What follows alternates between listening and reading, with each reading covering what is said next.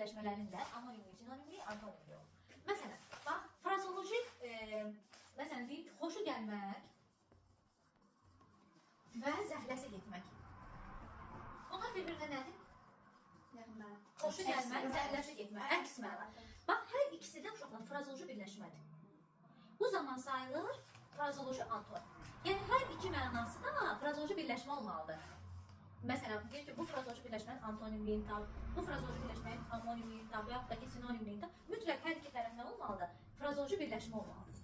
Məsələn, deyirəm ki, bax, qulaq asmaq dinləmək eyni mənada düzdür, amma mən bunu frazeoloji sinonim götürə bilərəm, götürə bilmərəm. Niyə götürə bilmərəm? Çünki bu dinləmək frazeoloji birləşmə deyil. Hər ikisi də frazeoloji birləşmə olmalıdır. Məsələn, indi frazeoloji sinonimlik deyək. Ağzına su alıb oturmaq. Ağzına su alıb oturmaq. Nə mənası verir uşaqlar? Susmaq. İndi bunu frazeoloji birləşmə kimi sinonimliyi tapa bilərik. Dilini oturmaq. Ay, sağ ol. Sonra, məsələn, nə deyə bilərik? Dilotu yemək.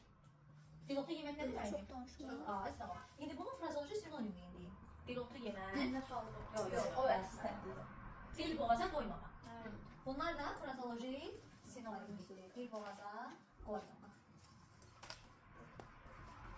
Sonra bir dənə də anonimlik deyək, məsələn.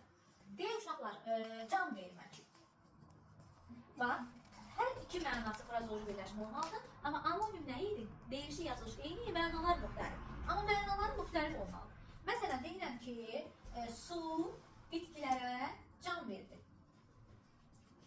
Nə etdi? Onlar diriltdi, canlandırdı, düzdür.